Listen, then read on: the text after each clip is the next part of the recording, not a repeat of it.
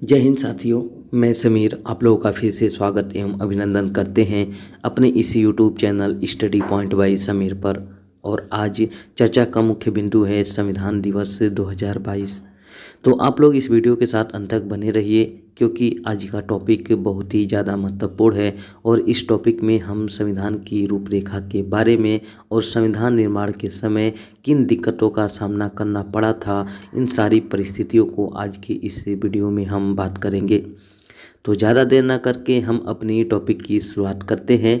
और इस टॉपिक की शुरुआत करने से पहले आप लोग जल्दी से इस वीडियो को लाइक करें और जो भी मेरे साथी अब तक इसी यूट्यूब चैनल को सब्सक्राइब नहीं किए हैं वो जल्दी से सब्सक्राइब कर लें और साथ में बेल आइकन की घंटी को दबा लें ताकि हमारे द्वारा जो भी वीडियो अपलोड किया जाए उसका नोटिफिकेशन आपके पास सबसे पहले पहुँच जाए।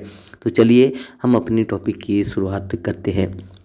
मेरे दोस्तों, जैसा कि आप सभी को मालूम है कि हाल ही में 26 नवंबर को भारत ने अपना 8वां संविधान दिवस के रूप में मनाया है। 26 नवंबर को संविधान दिवस के रूप में मनाने के लिए भारत के सामाजिक न्याय और अधिकारिता मंत्रालय ने 19 नवंबर 2015 को अधिसूचित किया था। जैसा कि आप सभी लोग जानते हैं कि 26 नवंबर 1949 को भारत के संविधान सभा ने संविधान को अंगीकृत किया था। जब हम प्रस्तावना की अंतिम पंक्तियां पढ़ते हैं तो उसमें लिखा है कि दृढ़ संकल्प होकर अपनी इस संविधान सभा में आज तारीख 26 नवंबर 1949 ईस्वी को एतद द्वारा इस संविधान को अंगीकृत, अधिनियमित और आत्मार्पित करते हैं।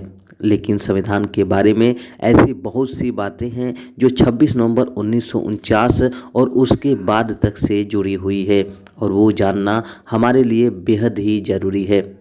भारत को जब आज़ादी मिली तो संविधान निर्माण का कार्य बहुत तेज़ी से किया गया था। ड्राफ्टिंग कमेटी, जिसे प्रारूप समिति के नाम से जानते हैं, इसका गठन किया गया।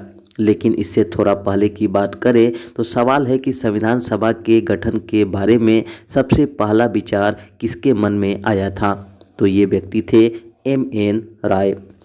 1934 और 1935 की ये बात है। 1935 में भारतीय राष्ट्रीय कांग्रेस ने पहली बार आधिकारिक रूप से संविधान सभा के गठन की मांग की थी। 1938 में पंडित जवाहरलाल नेहरू ने यह घोषणा की थी कि स्वतंत्र भारत के संविधान का निर्माण संविधान सभा ही करेगी। उसके बाद 1940 का अगस्त प्रस्ताव, क्रिप्स मिशन और कैबिनेट मिशन को लाया गया था। 9 दिसंबर 1946 संविधान सभा की पहली बैठक हुई थी। इस बैठक में सबसे वरिष्ठ व्यक्ति डॉक्टर सच्चिदानंद सिन्हा को अस्थायी अध्यक्ष के रूप में बनाया गया था। 11 दिसंबर 1946 को राजेंद्र प्रसाद संविधान सभा के अध्यक्ष बने थे। S.C. मुखर्जी उपाध्यक्ष और संविधान सलाहकार के रूप में B.N. राव को बनाया गया था। 13 दिसंबर 1946 को पंडित जवाहरलाल नेहरू ने उद्देश्य प्रस्ताव पेश किया जिसे बाद में स्वीकृत कर लिया गया। इसके बाद माउंटबेटन योजना और भारतीय स्वतंत्रता अधिनियम 1947 आता है। इस अधिनियम के तहत संविधान सभा को पूर्ण रूप से संप्रभु बनाया गया था। अब संविधान सभा एक विधायिका बन चुकी थी। अब इसे दो काम करने थे, एक संविधान बनाना तथा दूसरा आम कानूनों को लागू करना था। इस तरह से जब संविधान सभा की बैठक होती तो इसकी अध्यक्षता करते डॉक्टर राजेंद्र प्रसाद, लेकिन जब संविधान सभा विधायिका बनकर काम करती थी तो इसकी अध्यक्षता G.V. मावलंकर करते थे। इस तरह से G.V. मावलंकर को अब लोकसभा का प्रथम स्पीकर भी कहते हैं। भारत की आज़ादी से कुछ दिनों पहले 22 जुलाई 1947 को राष्ट्रीय ध्वज संविधान सभा में अपनाया गया था। भारत को आज़ादी मिली, उसके बाद गठन हुआ ड्राफ्टिंग कमेटी यानी कि प्रारूप समिति का। प्रारूप समिति का अध्यक्ष डॉक्टर भीमराव अंबेडकर को बनाया गया था। इस समिति का गठन 29 अगस्त 1947 ईस्वी को किया गया था। इसमें कुल 7 सदस्य शामिल थे।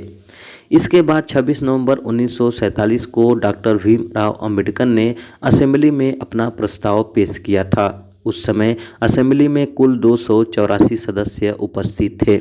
उन्होंने इस प्रस्ताव को पास किया और अपना अपना हस्ताक्षर दिए। इस तरह से कुछ प्रावधान 26 नवंबर को लागू हुए और कुछ 26 जनवरी 1950 को। मेरे दोस्तों, आप सबको जानना बेहद ज़रूरी है कि प्रस्तावना को पूर्ण रूप से संविधान लागू होने के बाद ही लागू किया गया था। आइए अब जानते हैं भारतीय संविधान के बारे में। भारतीय संविधान विश्व का सबसे विस्तृत संविधान के रूप में जाना जाता है। इसे 26 नवंबर 1949 ईस्वी को अपनाया गया था।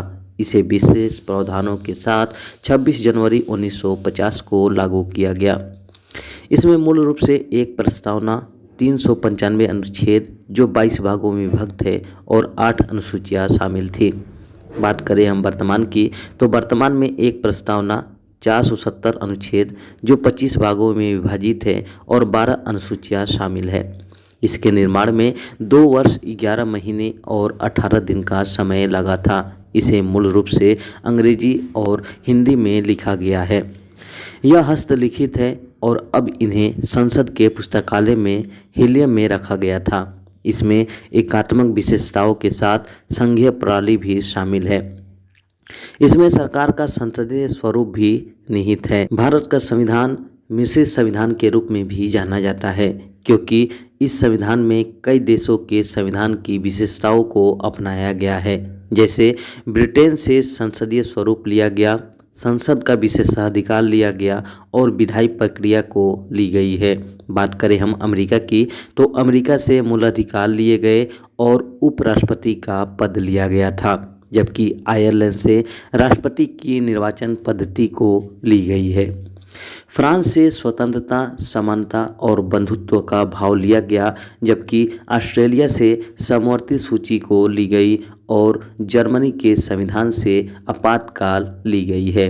तथा दक्षिण अफ्रीका की बात करें हम, तो दक्षिण अफ्रीका से संविधान संशोधन प्रक्रिया को अपनाई गई और भारत सरकार अधिनियम 1935 से राज्यपाल का कार्यालय, न्यायपालिका और लोक सेवा आयोग का विवरण मिलता है। ये है भारत का संविधान।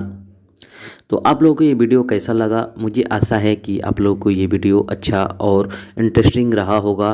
तो ऐसा ही वीडियो पाने के लिए आप हमारे इस यूट्यूब चैनल को ज़्यादा से ज़्यादा लाइक, शेयर और सब्सक्राइब करें। तो फिर मिलेंगे हम लोग एक नई वीडियो के साथ। तो आप लोग इस वीडियो के साथ और इस चैनल के साथ बने रहिए। तब तक आप मुझे आज्ञा दीजिए। जय हिंद, जय भारत।